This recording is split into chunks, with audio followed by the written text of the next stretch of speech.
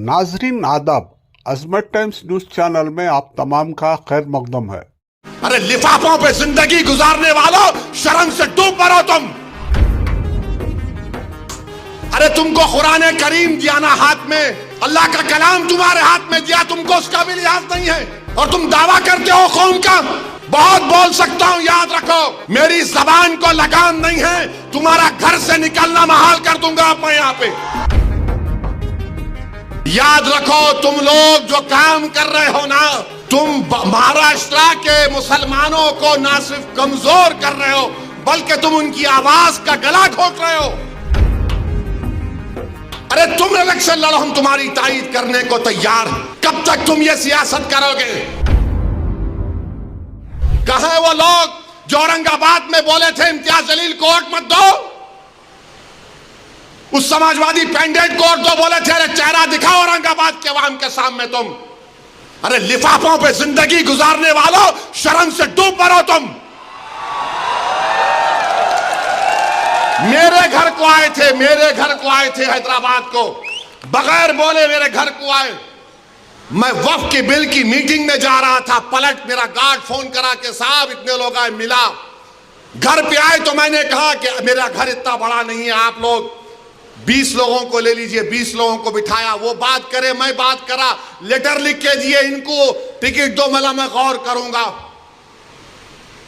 फिर जाने से पहले मैंने एक अल्लाह के वली के अंग्रेजी कुरान का तर्जुमा जो तुर्की का छपा हुआ है, उसकी 4 कॉपियां इन जिम्मेदारों को दिया कि आप मेरे घर को आए, ये एक अल्लाह के वली की कुरान का तर्जुमा है।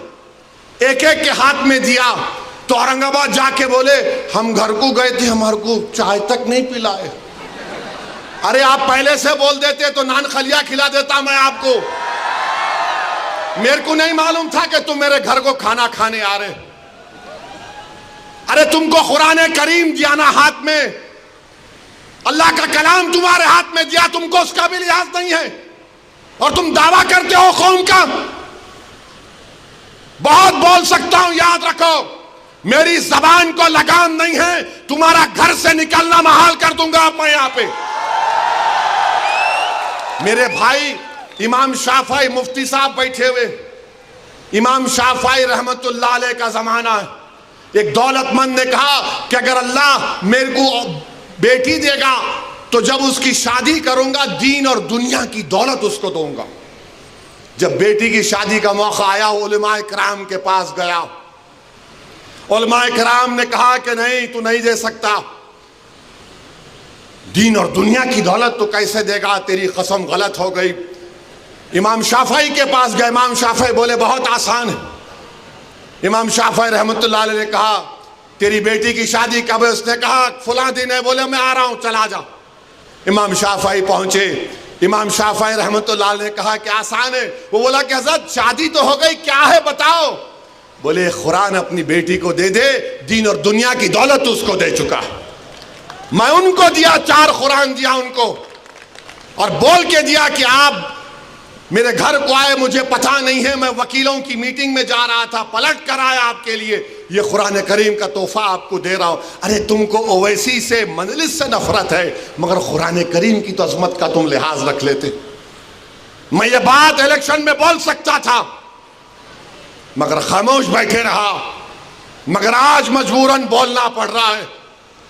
याद रखो तुम लोग जो काम कर रहे हो ना, तुम महाराष्ट्र के मुसलमानों को ना सिर्फ कमजोर कर रहे हो बल्कि तुम उनकी आवाज का गला घोट रहे हो। अरे तुम इलेक्शन लड़ो, हम तुम्हारी तायीद करने को तैयार हैं। कब तक तुम ये सियासत करोगे?